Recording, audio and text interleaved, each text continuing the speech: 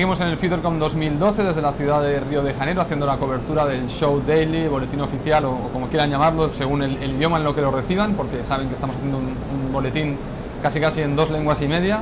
Hoy, o en la siguiente entrevista, tenemos al presidente de la COFETEL de México, Moni de Swan, que nos acompaña hoy muy gentilmente para hablar un poco sobre la situación en México, porque como les hemos comentado en el boletín oficial de FutureCom está intentando hacer que el evento sea más regional, que no sea tan solo centrado en Brasil, y han hecho el esfuerzo de traer a personalidades de otros mercados de América Latina para poder hacer un debate que no solo sea de Brasil, sino que sea un poquito de toda la región, si puede ser, y ir expandiendo este foco a medida que avanza el evento en los próximos años. Así que muchas gracias por estar hoy aquí. Gracias por invitarme. La primera pregunta que te quería hacer era un poquito cuál era tu rol, o cuál crees que es tu rol en este evento, y como he comentado, siendo que FutureCom o Provisuale quieren hacer de este un evento regional.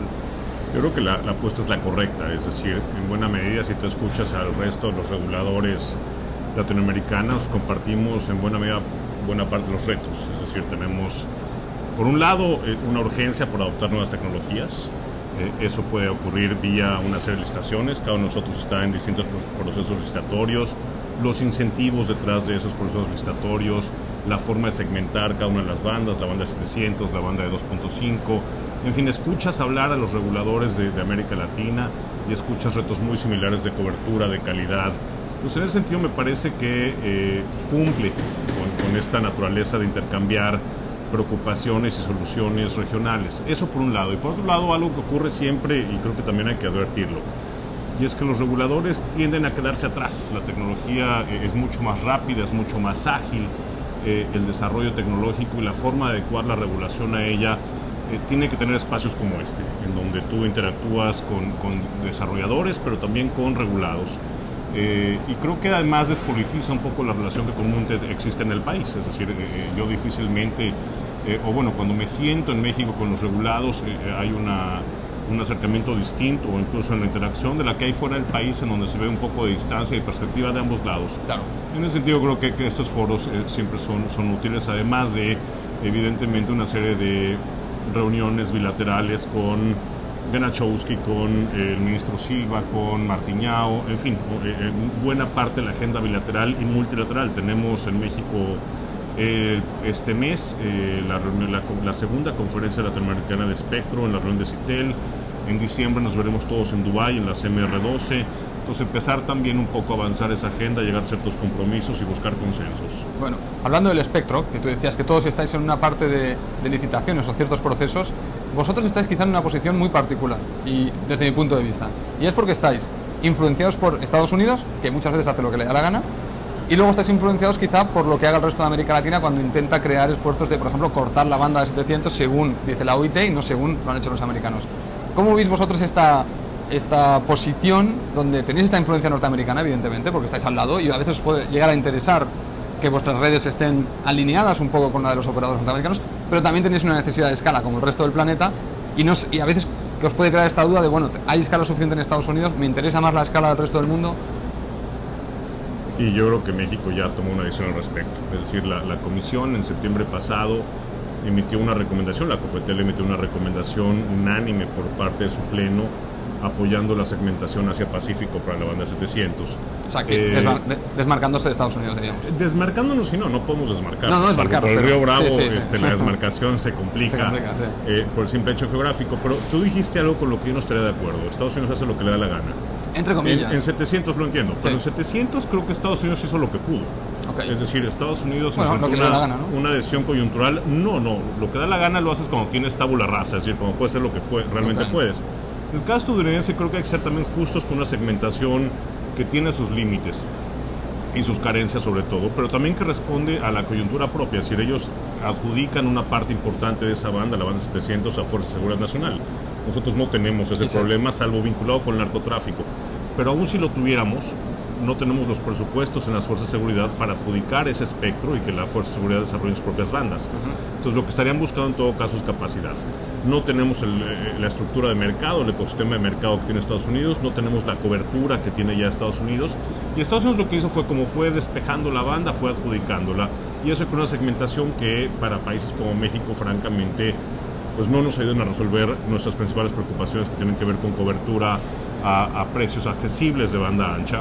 Ojo, pero ¿habéis considerado la segmentación americana o no? No, bueno, tan se consideró. Bueno, y lo que te decía un poco cuando decías, eso es lo que le da la gana, lo cierto es que yo puedo hablar por la relación bilateral que sostuvimos durante este proceso, donde se consideró la adopción norteamericana y se analizó la segmentación Asia-Pacífico, y fueron sumamente respetuosos y sumamente sensibles a las necesidades del país. Creo que se formó un grupo de trabajo muy intenso que trabajamos desde febrero hasta junio pasado en todos los escenarios posibles, y también por supuesto uno que se deriva de la recomendación que ha emitido COFETEL de la segmentación Asia-Pacífico, que es cómo vamos a hacer que las fronteras se hablen, cómo vamos a hacer a disminuir interferencias y permitir la portabilidad entre ambas fronteras, que también tienen un dinamismo, debe ser la frontera más dinámica de todo el mundo. Es ahí donde estamos hoy en día. Estados Unidos ya sabe que la COFETEL, el órgano técnico especializado, ha recomendado esta adopción.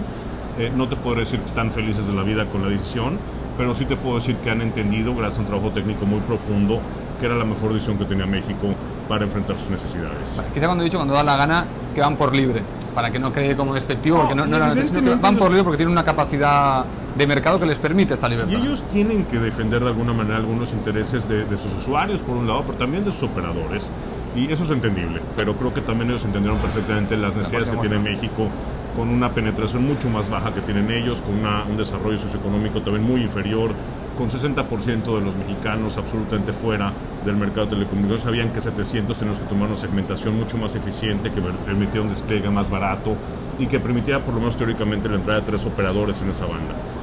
Bueno, dejando el mundo inalámbrico, para tener tiempo para cubrir un poco todo, vayamos a la parte de... Me lo quitaste de la boca. La fibra, porque esto es evidentemente, con este desarrollo en el mundo inalámbrico y con estas otorgaciones de espectro para LTE, por ejemplo, la fibra empezará a jugar un papel, porque evidentemente si no tendremos códigos de botella. Siempre juega un papel, siempre debió jugar un papel. Pero cada vez más, ahora ya es forzoso, porque ahora un operador que tenga LTE, lo hemos visto aquí en Brasil con TIM comprando a un proveedor de fibra, etcétera. La fibra empieza a ser un activo que el operador realmente necesita para sostener lo que se viene de datos, ¿no? ¿Cómo está México en el tema de fibra? ¿Cómo se está intentando promover que haya esta inversión en fibra, en backbones y en todo tipo de conexiones de fibra en el país, dentro y con el exterior? Hay muchísimas formas, evidentemente, pero creo que ahí cuando hablamos de retos compartidos, también hay deficiencias compartidas regionalmente hablando. Es decir, toda América Latina se retrasó un poco en su inversión en fibra óptica. Y eso nos coloca un poco, bueno, si tú ves las tasas de crecimiento del servicio móvil en México, creció 107% el trimestre pasado, el antepasado, perdón, y 75%. Es decir, la parte móvil empieza ya a rebasar de manera importante la provisión fija. Y los crecimientos son importantes, pero como tú ves, se tiene que acompañar. Y México tiene, al igual que muchos países latinoamericanos, un déficit importante en su provisión de servicios de banda ancha fija y en la infraestructura relacionada con este servicio. En ese sentido, bueno, tenemos poblaciones, 50% de la población tiene acceso solo a un operador de banda ancha fija, lo cual es realmente preocupante. El principal proveedor es el principal proveedor de telefonía fija también en México. Y evidentemente al no tener reglas de compartición de infraestructura, ningún tipo de segregación de bucle local, los operadores locales, cableros principalmente, pues no tienen la oportunidad de proveer servicios de banda ancha salvo a precios prohibitivos que los sacarían de mercado. ¿Qué tenemos que hacer de alguna manera? Siempre hay una crítica hacia la poca o baja inversión por parte de los particulares en banda ancha fija. También creo que es lo más honesto que puede hacer un gobierno como el mexicano, es asumir que también ha dejado a un lado la inversión estatal en la fibra, en banda ancha fija. Y por lo tanto, lo que estamos planteando, no hay que olvidar que México se encuentra hoy en día en un importante proceso de transición de gobierno. Lo que hemos planteado es como... Lo que la idea es que no afecte a COFETEL esto. Bueno, reglamentariamente hablando, pero mira, la verdad es que no importa tanto la afectación a si uno sigue siendo presidente o no del órgano. Lo importante es la control de las políticas públicas. Creo que los regulados lo que exigen siempre, y hacen bien en exigir eso, es que la continuidad se dé principalmente en las políticas públicas. Y en ese sentido, el gobierno federal, la administración actual, ha lanzado un programa, un embrionario, que lo que intenta es volver a revitalizar esta inversión pública en la red fija, y que el último de los objetivos es crecer la banda de la CFE, la Comisión Federal de Electricidad Mexicana, de 20,000 kilómetros a 60,000 kilómetros, con una inversión de alrededor de 10,000 millones de pesos, más o menos 1,000 millones de dólares, con la finalidad de acercar por lo menos a 40 kilómetros de todos los cableros. Tenemos una industria bastante pujante, diría yo, de televisión por cable, pero que hoy en día, como por la estructura de mercado que se presenta, solo pueden proveer servicios unidireccionales de video. El tema es cómo le hace rentable un servicio bidireccional de datos, y para ello tenemos que acercarles la fibra, el backbone de la CFE. Es un poco la apuesta que está haciendo. Empezamos ese proyecto ya en los próximos días con 750 millones de pesos, alrededor de 60 millones de dólares, que lo que permite es poner una piedrita en un proyecto que creemos nosotros que podría trastocar y llevar banda ancha fija a poco más del 90% de la población, potencialmente hablando. Ya dependerá de los cableros locales si deciden que es rentable conectarse a 40 kilómetros y iluminar esa última milla, ¿no? Es un poco de los proyectos. Y evidentemente está la otra parte que nunca cubrirá el mercado y donde el Estado tiene que ser responsable, que tiene que ver en la conectividad rural y demás, donde también hay un proyecto, me parece muy importante y muy exitoso por parte no de la COFETEL, sino de la Coordinación de la Ciudad de la Información y el Conocimiento, donde pasamos de 6,000 sitios conectados, estancados de alguna manera con bajas velocidades, a 36,000 en solo un año. Y la idea es llevar esos a 250,000 sitios en los próximos 3 años. Entonces, si tú consideras las tres vertientes, en banda 700 y quizá 2.5, es un debate que habría que tener más adelante. Bueno, con eso podrías cubrir parte de la banda ancha móvil. Si lo complementas con un crecimiento de la Comisión Federal de Electricidad en los próximos 3 años, empiezas a cubrir y a detonar focos regionales y locales de banda ancha fija. Y si complementas un ingrediente necesario para la cobertura universal con los sitios de conectividad que está construyendo o desarrollando la Coordinación de la Ciudad de la Información y el Conocimiento, podrías hablar que en 2015-2016, con una inversión aproximada de 40,000 millones de pesos en los próximos 3 años, podrías empezar a darle la vuelta a la realidad mexicana. Vale. Por último, última pregunta, el tema de los MVNOs. No es por un tema de tiempo de cinta. Perfecto. Pero el tema de los MVNOs, que estamos viendo que florecen en algunos mercados y quizá de México no escuchamos tanto. Y la verdad es que habíamos hecho una apuesta en la COFETEL, particularmente por el florecimiento del MVNOs. Tuvimos distintas discusiones con actores tradicionales, operadores móviles virtuales conocidos internacionalmente. Y hay una serie de estructura de mercado que no ha sido atractiva. Primero tenía que ver con las altas tarifas de interconexión, que ya han sido reducidas en México de manera importante. Hay también, me parece, un tema de incertidumbre respecto de la figura del operador móvil virtual en México. Se habla de comercializadores en nuestro marco normativo y creo que no es el marco normativo más adecuado para promover operadores móviles virtuales. Tendremos que trabajar con el Congreso para que ello ocurra. Hay temas de portabilidad numérica en bloque, de propiedad de la numeración. La ley solo permite que la propiedad de la numeración termine en los concesionarios y no en un operador móvil virtual. Eso genera incertidumbres. En fin, lo cierto es que no ha sido una apuesta que nos lleve a buen puerto al día de hoy.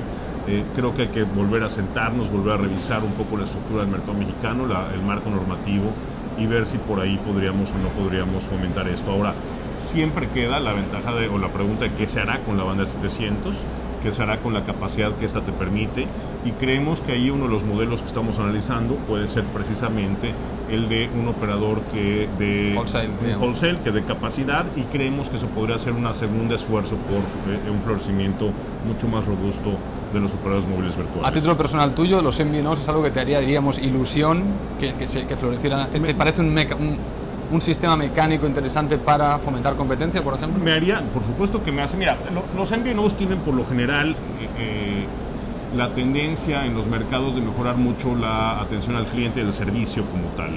Claro. Y México, al igual que Brasil, aunque creo que no tanto, enfrentamos problemas de calidad y de atención al cliente. Es ahí donde me interesa, donde yo veo evidentemente un potencial. Y además el florecimiento de hoy en día de otros operadores que no son operadores como tal, que tienen otra rama de negocios, pero tienen presencia nacional, creo que podría ser muy interesante.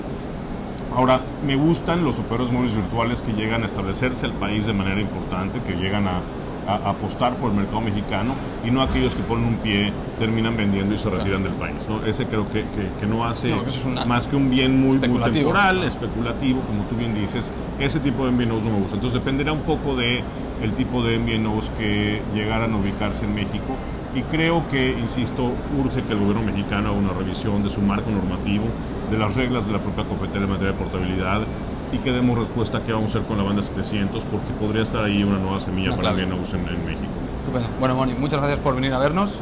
Te deseo un buen show y bueno, que todos estos proyectos se cristalicen y se ejecuten por el bien como tú los visualizas en tu cabeza. Ojalá así sea. Estupendo.